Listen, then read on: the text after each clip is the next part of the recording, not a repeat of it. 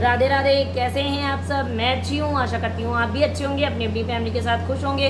बुरे लोग बुरा समय आपसे बहुत दूर है। तो आज मैं कुछ सवालों के जवाब देना ज़रूरी था, क्योंकि मैं उन्हें कमेंट में नहीं बोल सकती थी किसी रीज़न की वजह से, इसलिए। और रविशंकर वैसे सुनते भी नहीं हैं, इसलिए मुझे कमेंट के रिप्लाई यहाँ करने पड़ते हैं। तो रविशंकर का कहना है कि तुम्हारा और तेरा बाप कैसा है? मेरे पापा सिंचाई विभाग से रिटायर हुए हैं, श्री राम नरेश गौड़ जी, ठीक है।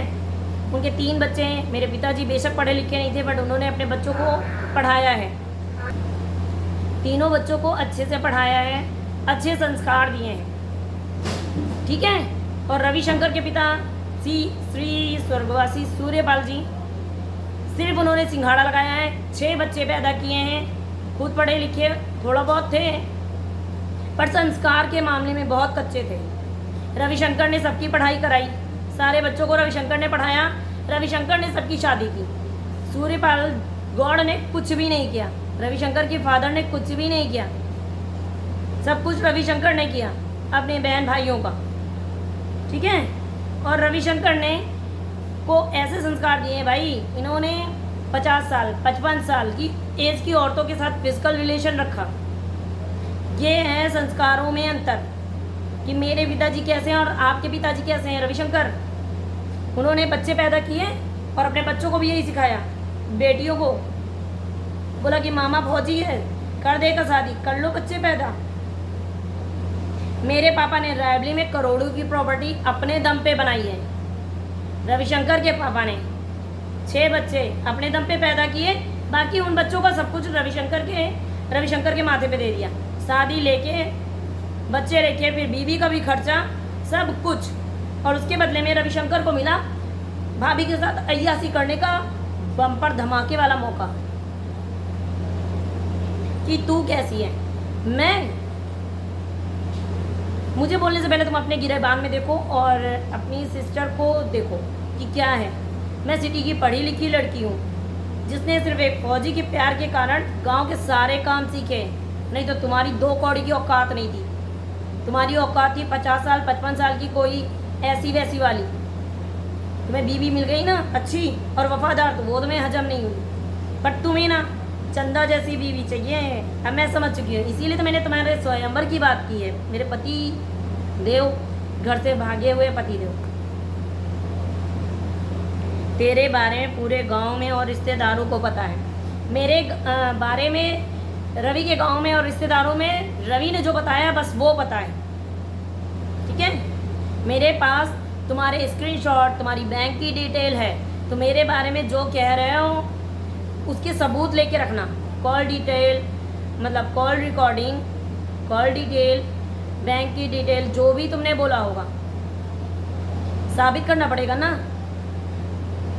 मेरे पास सबूत है, सबूत हो पंचायत कर लो, बुला लो, मैं खुद फेस टू फेस आऊँगी।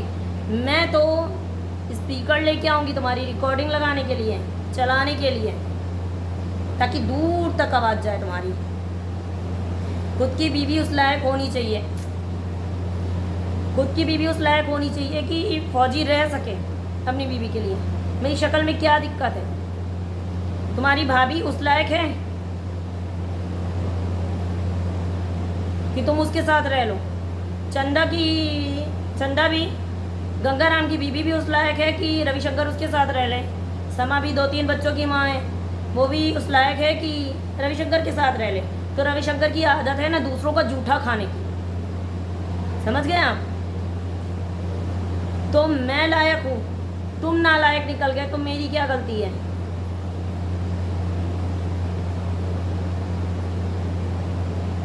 और अगर मैं लायक नहीं हूँ, ठीक है, तो तुम मुझे छोड़ क्यों नहीं देते? छोड़ दो, मारो डाइवोर्स पेपर मेरे मुंह पे और जियो 10 के साथ अपनी जिंदगी।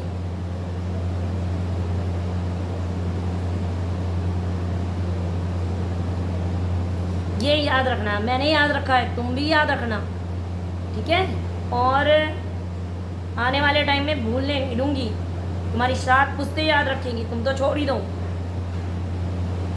सब याद रखोगे कि सानू गौड़ कौन थी, वाइफ ऑफ रविशंकर की बीवी हूँ ना, फौजी। तुम फौजी मैं फौजन हूँ, तो जितना एटीट्यूड तुम्हारे अंदर है ना उससे कई गुना मेरे अंदर है। तू और तेरे बाप मेरे गांव में आना, फिर मेरे गांव वाले तेरे और तेरे बाप के बारे में क्या क्या बोलेंगे और जूतों की माला पहनाएंगे। ठीक है, बुला लेना मुझे, मैं आ जाऊंगी, करते हैं पंचायत। फिर वो पता चलेगा कि जूतों की माला चंदा और गंगाराम के गले में पड़ती है, रविशंकर, हरिशंकर और सुनीता के गले में पड़ती है, जो अपनी बीवियां 10-10 हज़ार रुपए के लिए एक एक रात के लिए तुम्हारे पास भेजते हैं। तो फालतू के नाटक मुझे मत बताना। गांव वाले, और कौन से गांव वाले बोलेंगे, किस मुंह से उस गांव के लोग बोलेंगे, ज़रा मुझे ये बताना। जिस दिन मैं चिल्ला चिल्ला के सबसे हेल्प मांग रही थी उस दिन तो कोई गांव वाला नहीं आया, और आएंगे ना, आ जाना, मेरे सवालों के जवाब तुम लोग भी देना। जूतों की माला किसके गले में पड़ेगी ना, ये तो वक्त बताएगा। अभी लोग तुम्हारे मुंह पे थूकना चालू किए हैं, कुछ दिन में जूते पड़ने भी चालू होंगे। वेट करो बस, अभी तो शुरुआत है तुम्हारी बर्बादी की।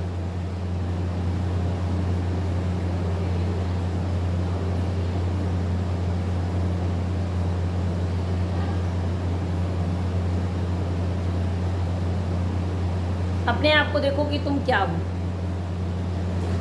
तुम तो एक अच्छे इंसान भी नहीं हो ना, तुम एक अच्छे फौजी हो, ये तुम्हारे सीनियर के ही वर्ड है ना। तू अच्छा एक फौजी है रविशंकर, ना तू एक अच्छा पिता हो सका और ना तू एक अच्छा पति हो सका। थू है तुम पे, समझ गए? तुम क्या अच्छे हो।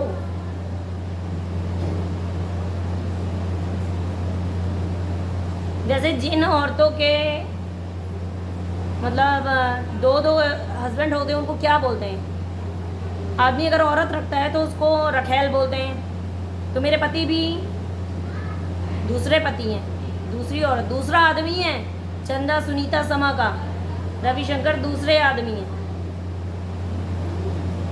बेदव इंसान, अगर तुम्हें नहीं रहना था, तुम्हें मेरे से शादी नहीं करनी चाहिए थी। और ये बताना, सुनीता, समा और चंदा ज़्यादा अच्छी हैं, तुम्हारे टाइप की हैं, खेत वाली खेत तक। बीवी हूँ इसीलिए छाती पे सवार हो गई। जब तक भागना है भाग लो, मेरे लड़ाई मेरे और मेरे बच्चे की हक की है, आगे मैं बताऊंगी तुमको। बार बार ये बोलना मैं कोर्ट में देखूंगा, कोर्ट में देखूंगा, अरे तुम पंचायत में देख लो। ठीक है, मैंने तुम्हें कितने मैसेज किए कि पंचायत करो, पंचायत करो। एक बाप के होते पंचायत कर लेते, तुम भी तुम्हारी बहनें भी। मुँह छुपा के वो बैठी ना रहती, भाई की कमाई पे ऐश करेंगी, भाभी को निकाल देंगी। ये चीज़ अब की नहीं होगी। पहले 3 बार फेस कर चुकी हो, चौथी बार ये नहीं होगा। चौथी बार ऐसा तांडव होगा ना कि औकात में आ जाओगे। तुम फौजी होगे तो फौज में, बाहर नहीं। और अगर तुम चाहते हो कि मैं और भी चीज़ों के लिए बोलूँ, खुल के बोलूँ, तो एक बार कमेंट कर दो, ताकि कोई भी मुझसे ये ना बोले कि तुमने ये चीज़ क्यों की। अगर कोई बोलेगा ना कि तुमने ये पोस्ट क्यों किया, मैं बोल दूँगी रविशंकर ने बोला था, तो बोल के जाना। तो मैं गोमती नगर के लिए पोस्ट करूँगी एक अच्छी सी। और तुम जो बोलते हो ना ट्रेलर दिखा दिया, ट्रेलर दिखा दिया, तुमने ट्रेलर दिखाया, मैंने पिक्चर बना दी तुम्हारे ऊपर।